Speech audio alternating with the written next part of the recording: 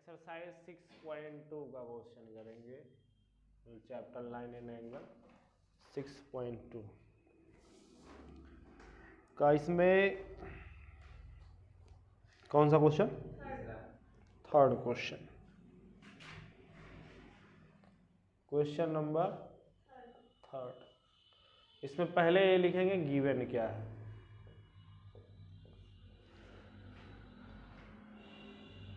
Given है AB is parallel to CD,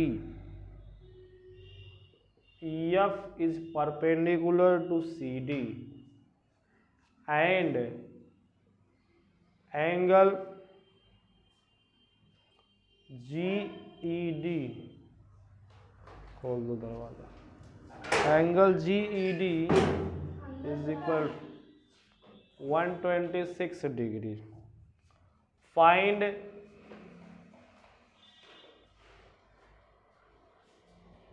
angle AGE,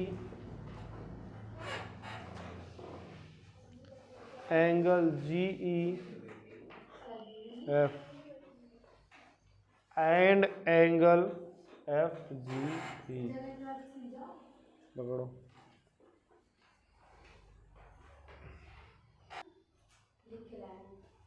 figure नहीं लाओ, फिगर देखे क्या है। फिगर इसमें है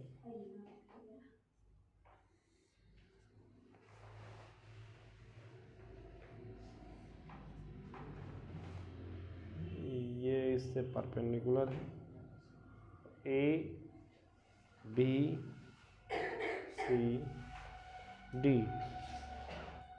FE को इससे मिला दिया, ये G हो गया। ठीक है, चलिए तो देखिए इसमें दिया है AB parallel to CD। AB जो है CD की क्या है? पैरेलल है।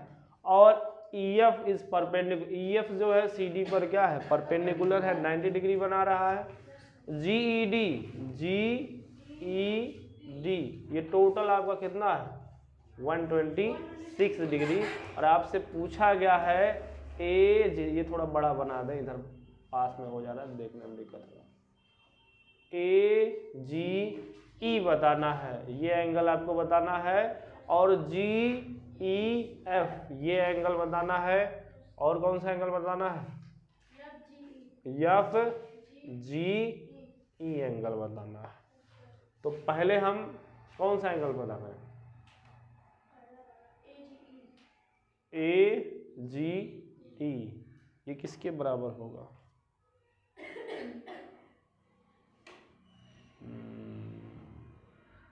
FGE भी पता करना है, FGE। अच्छा, इसमें कुछ दिया है GED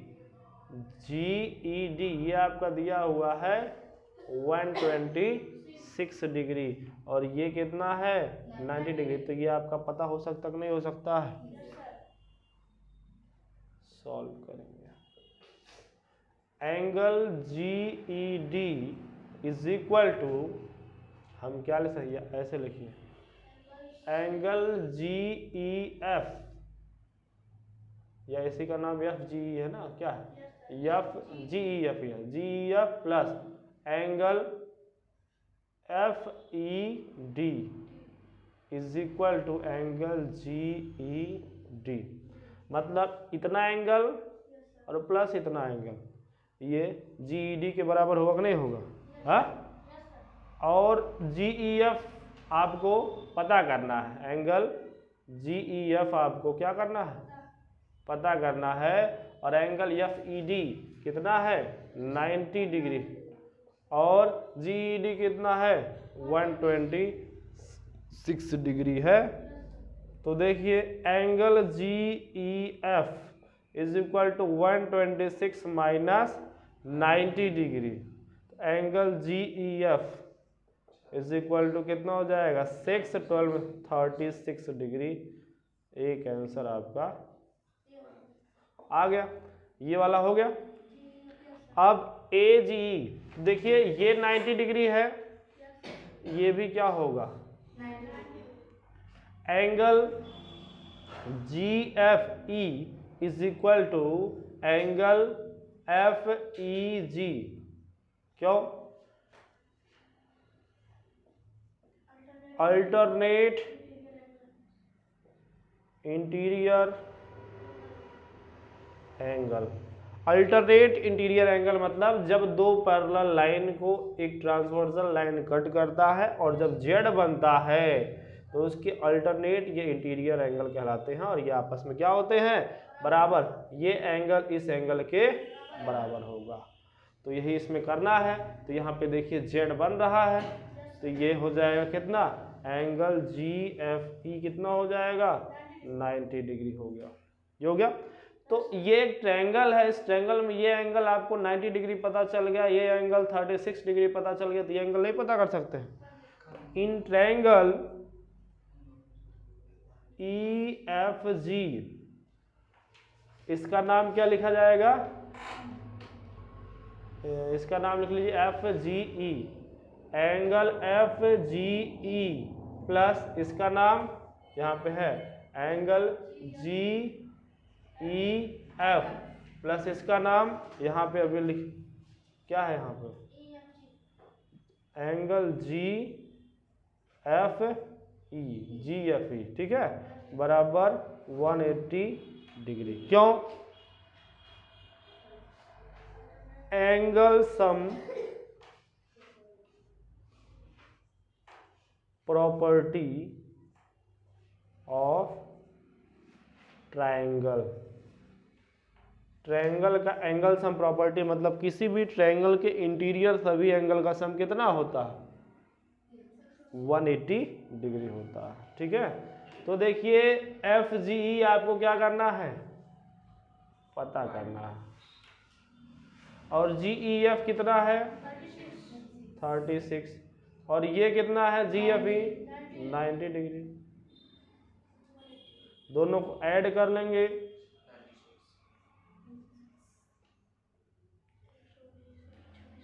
कितना होगा 96 कैसे, 126 इज इक्वल टू 180। ठीक है, अब जो है यहाँ नीचे हो जा रहा है, यहाँ लिख दे रहे हैं। इसके बाद angle FGE is equal to 180 minus 126। Angle FGE कितना हो जाएगा, 10 में से 6 गया 4, 7 में से 2 गया 5, 54 डिग्री। एक आंसर ये आ गया। अब आपको क्या पता करना है, ये एंगल पता करना है। तो देखिए ये एंगल प्लस ये एंगल स्ट्रेट लाइन एंगल है कि नहीं है, तो angle AGE plus angle FGE is equal to 180 degree. Because क्यों, स्ट्रेट लाइन एंगल्स। तो एंगल AGE प्लस FGE कितना है 54 degree, 180 degree. Angle AGE is equal to 180 degree minus 54 degree. Angle AGE is equal 10 में से 4 126 degree हो जाएगा। इसको direct भी आप कर सकते थे, ये वाला इस एंगल का ये क्या है, अल्टरनेट इंटीरियर एंगल है। इसको इस तरह भी आप कर सकते हैं। यहाँ पे लगा देंगे, ये देखिए जेड बन रहा है ना, लिख देंगे angle AGE is equal to angle GED। ये दिया हुआ 126 डायरेक्ट पहले ही आ जाएगा अल्टरनेट इंटीरियर एंगल। और जब ये आ जाएगा तो आप इसको भी पता कर सकते हैं स्ट्रेट लाइन एंगल से। और ठीक है, ये आ जाएगा और ये 90 डिग्री, तो ये भी आप पता कर सकते हैं। मतलब और भी तरीके हैं इसको लगाने, समझ में आया? ठीक, और कोई क्वेश्चन? अब जो है क्वेश्चन नंबर 4 हम लोग को देखना है। इसमें ये चित्र दिया हुआ है,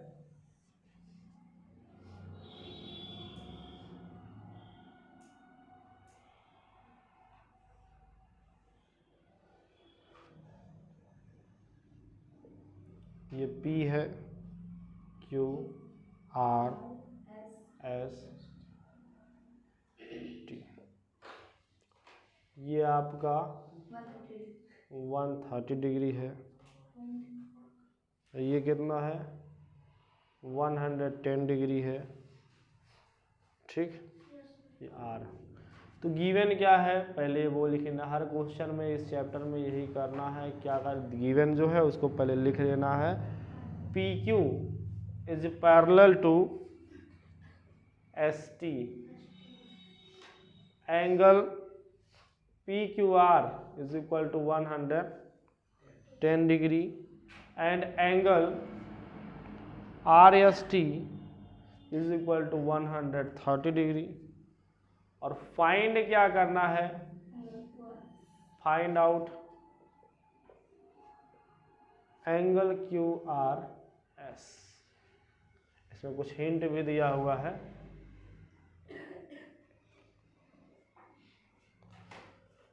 तो देखिए, जब इसको सॉल्व करना है तो इसमें कुछ कंस्ट्रक्शन करना पड़ेगा। ये आपको पता करना है QRS, तो कंस्ट्रक्शन करेंगे।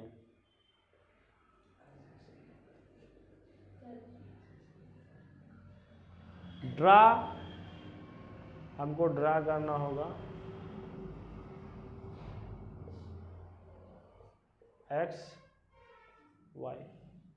X Y parallel to PQ and XY is parallel to ST। दोनों के क्या हो? पैरेलल हो। इसके भी पैरेलल हो, इसके भी पैरेलल हो। फिर उसके बाद तब सॉल्व करेंगे। देखिए, angle PQR plus angle XRQ, ये क्या है? को इंटीरियर एंगल है। जब दो पैरेलल लाइन को एक ट्रांसवर्सल लाइन कट करता है, जैसे एक पैरेलल लाइन L है, एक पैरेलल लाइन M है, ठीक है, एक ट्रांसवर्सल लाइन T मान लीजिए है, ये कट कर रहा है, तो इंटीरियर एंगल मतलब पैरेलल साइड के अंदर के जो एंगल होंगे वो इंटीरियर होंगे, और ट्रांसवर्सल लाइन के सेम साइड के जो एंगल होंगे इनका सम जो होता है ना 180 होता है। इन्हीं एंगल को कहा जाता है को इंटीरियर एंगल्स। क्या कहा जाता है? को इंटीरियर एंगल्स। तो लिख देंगे angle XRQ plus angle PQR is equal to 180 degree. इसको मिटा दे रहे हैं। क्यों है? बिकॉज ये क्या है? को इंटीरियर एंगल्स है, ये को इंटीरियर एंगल्स हैं। ठीक, तो यहां पर एंगल XRQ, अच्छा आपको PQR दिया हुआ है 110, तो एंगल XRQ कितना हो जाएगा? 180 माइनस 100, एंगल XRQ कितना हो जाएगा? ये हो जाएगा आपका 70 डिग्री। ठीक, अब उसके बाद इसी तरह इधर से देखिए, ये एंगल और ये एंगल भी क्या है? को इंटीरियर एंगल है।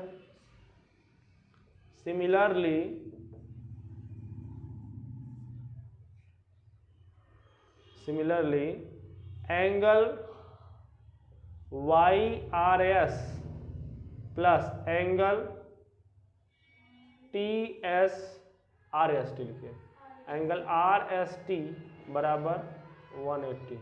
क्यों? बिकॉज ये भी क्या है? को इंटीरियर एंगल्स हैं।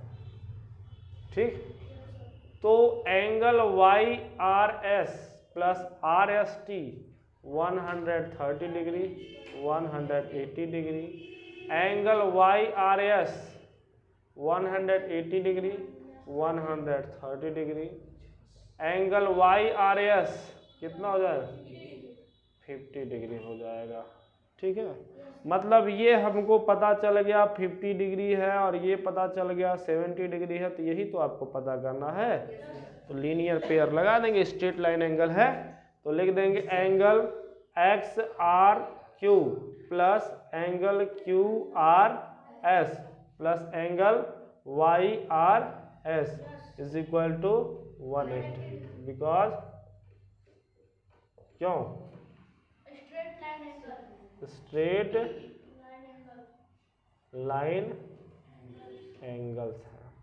तो यहाँ पर एक्स आर क्यू कितना निकला है 70 डिग्री और क्यू आर एस 50 डिग्री और ये क्या 180।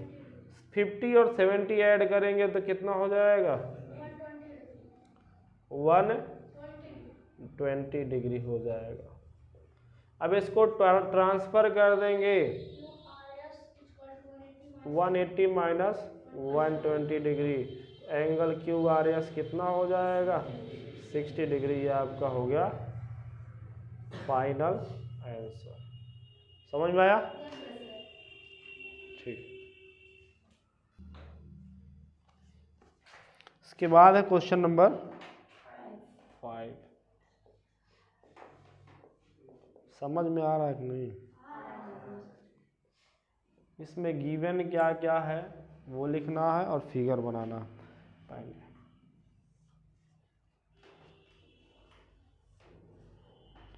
ये ए बी सी डी ये पैरेलल लाइन बना है C D.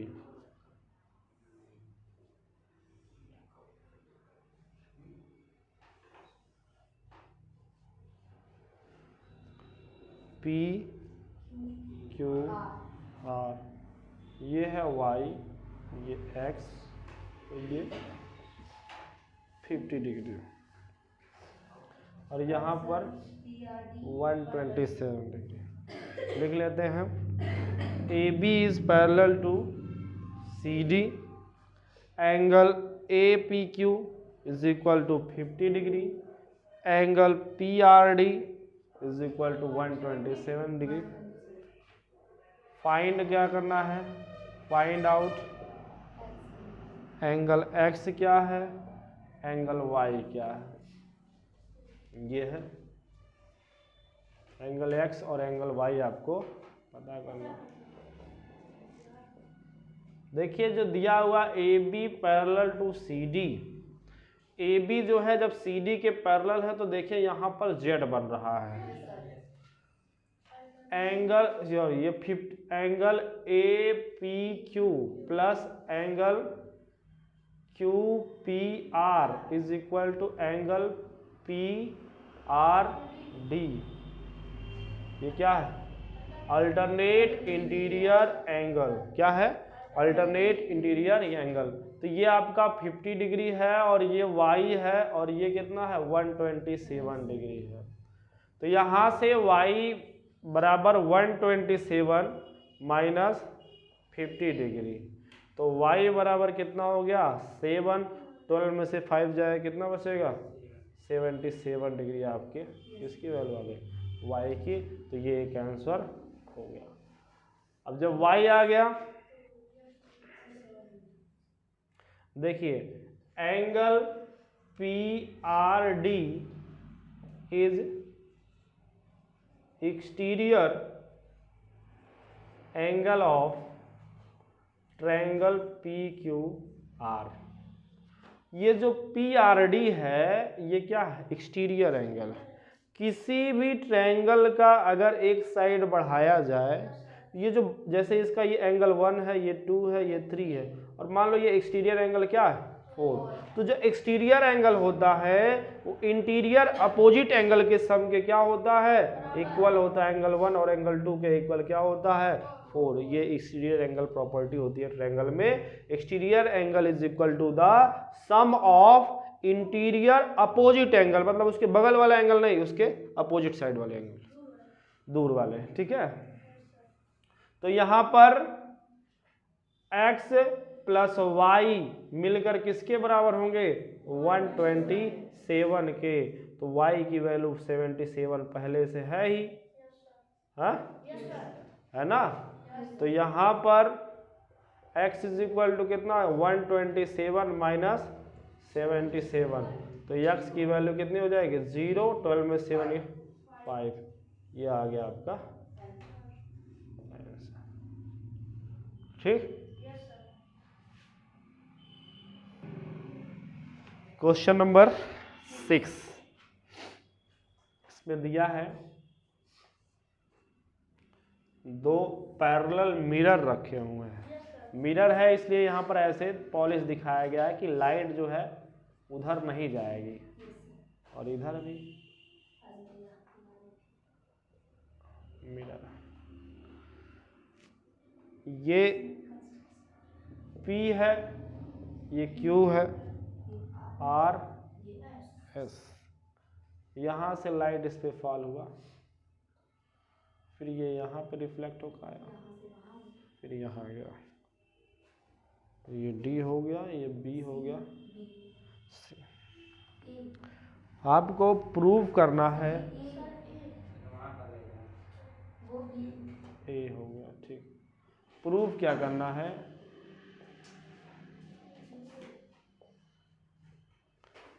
AB is parallel to CD। AB is parallel to, अच्छा गिवन है PQ is parallel to RS। ठीक,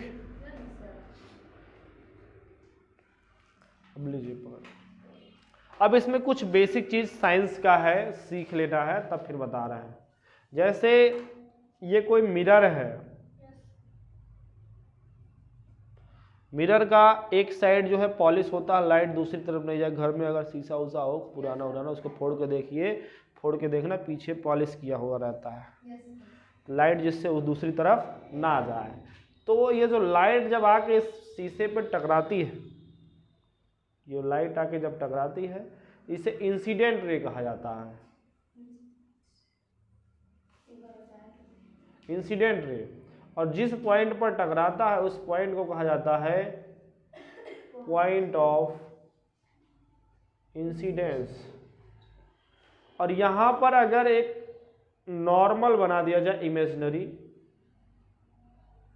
नॉर्मल जो है परपेंडिकुलर है इस सरफेस के, ये जो सरफेस है मिरर M2 और इधर M1, मिरर के परपेंडिकुलर जो लाइन होगी उसे नॉर्मल कहा जाता है पॉइंट ऑफ इंसिडेंस पर। तो ये जो नॉर्मल है और इंसिडेंट रे, इनके बीच जो एंगल बनता है इसे इंसिडेंट एंगल कहा जाता है। क्या कहा जाता है? एंगल I क्या है? इंसिडेंट एंगल है। जितने एंगल से लाइट आती है उतने ही एंगल से रिफ्लेक्ट होकर चली जाती है। इस लाइन को रिफ्लेक्टेड रे कहा जाता है। आपतित किरण, परावर्तित किरण, ये आपतन कोण है और यहाँ पर ये रिफ्लेक्ट एंगल बनेगा, एंगल ऑफ रिफ्लेक्शन, जिसे रिफ्लेक्ट एंगल भी कहते हैं। और इसमें ये नियम होता है एंगल I जो है एंगल R के बराबर होता है।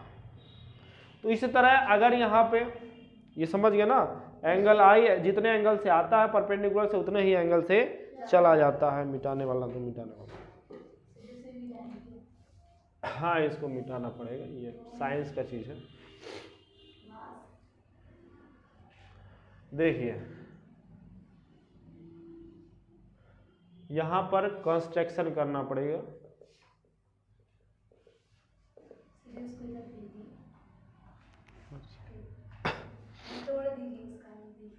कंस्ट्रक्शन इसमें देखिए ड्रा क्या किया जाए कंस्ट्रक्शन में,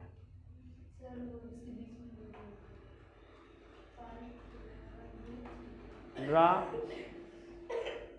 BX परपेंडिकुलर टू PQ। ये BX जो है हमने परपेंडिकुलर बनाया किस पर? PQ पर। एंड CY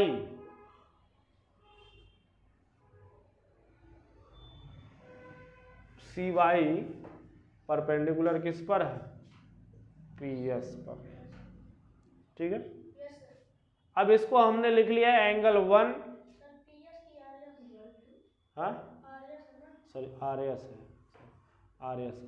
अब ये एंगल 1 है, इसको हम एंगल 2 कर देते हैं, एंगल 3 है, angle 4। From law of reflection, law of reflection से हम कह सकते हैं angle 1 is equal to angle 2 and angle 3 is equal to angle 4। जितने एंगल से आया है उतने ही एंगल से रिफ्लेक्ट होके जा रहा है। ठीक है, यहाँ पे सच दैट bx, एक चीज और यहाँ पर लिख लेना है, bx जो है पैरेलल हो किसके, cy के। ये bx और cy क्या है, पैरेलल है। ठीक, तो because bx is parallel to cy, bx क्या है, cy के पैरेलल है, तो हम लिख सकते हैं एंगल 2 जो है एंगल किसके, एंगल 2 बराबर एंगल 3 होगा। क्यों, क्योंकि देखिए जब ये दो पैरेलल लाइन है तो यहाँ पर z बन रहा है, z बन रहा ना, एंगल 2 एंगल 3 के बराबर होगा, और इसी को कहा जाता है अल्टरनेट इंटीरियर एंगल। ठीक है, अब दोनों में 2 से मल्टीप्लाई कर दीजिए दोनों side, on multiplying by 2 in both side, दोनों साइड 2 से मल्टीप्लाई कर देंगे तो 2 times of angle 2 is equal to 2 times of angle 3। अब इसको हम एंगल 2 प्लस एंगल 2 लिख सकते हैं कि नहीं लिख सकते, इसको एंगल 3 प्लस एंगल 3 लिख सकते नहीं, क्योंकि 2 बार एंगल 2 है, 2 बार एंगल 3 है। और यहाँ पर देखिए एंगल 2 को हम क्या लिख सकते हैं, तो यहाँ पर ये एंगल 1 प्लस एंगल 2, और 3 को हम क्या लिख सकते हैं, तो इसको हम लिख देंगे, ये 3 रहने दीजिए, इसको क्या कर दीजिए एंगल 4, और 1 प्लस 2 क्या हो जाएगा, angle A B C is equal to 3 plus 4 क्या हो जाए, एंगल डी सी बी, और ये क्या है अल्टरनेट इंटीरियर एंगल है ना। सो हम कह सकते हैं A B is parallel to C D. जब अल्टरनेट इंटीरियर एंगल बराबर हो गए, जेड बन गया, तो इसका मतलब ये दोनों लाइनें क्या है, पैरेलल है। एक बार फिर से देख लीजिए इसको, इसमें ये दिया हुआ है आपको मिरर है, दोनों पैरेलल है, हमने कंस्ट्रक्शन किया, एक bx बनाया परपेंडिकुलर pq और एक cy बनाया परपेंडिकुलर rs, और इस तरह है सच दैट कि bx जो है cy के क्या है, पैरेलल है। फिर उसके बाद हम कह सकते हैं रिफ्लेक्शन के लॉ से एंगल 1 एंगल 2 के बराबर, एंगल 3 एंगल 4 के बराबर इक्वेशन बना के छोड़ देंगे। और चूंकि bx cy के पैरेलल है तो उनके अल्टरनेट इंटीरियर एंगल क्या होंगे, बराबर। जब दो लाइन पैरेलल होती हैं तो ट्रांसवर्सल लाइन जब कट करता है तो अल्टरनेट इंटीरियर एंगल क्या होते हैं, बराबर होते हैं। 2 3 के क्या हो गया, बराबर। दोनों साइड में हमने अपने तरफ से 2 से गुणा कर दिया, जिससे कोई फर्क नहीं पड़ता, चाहे गुणा करिए दोनों तरफ, चाहे भाग करिए, चाहे घटाइए, चाहे जोड़िए, दोनों तरफ वही काम करना है, कोई फर्क नहीं पड़ेगा। तो 2 टाइम्स ये हो गया, तो इसको 2 बार लिख दिए, ये भी 2 टाइम्स है, इसको 2 बार लिख दिए। अब यहाँ पर पहले वाले 2 को हम क्या लिख दिए 1, और दूसरे वाले 3 को क्या लिख दिए 4। एंगल 1 और 2 मिल के क्या हो जाए ए बी सी, और 3 और 4 मिल के क्या होगा डी सी बी। तो दोनों एंगल क्या हो गए, इक्वल हो गए, अल्टरनेट इंटीरियर एंगल। इसका मतलब ये दोनों लाइनें क्या है,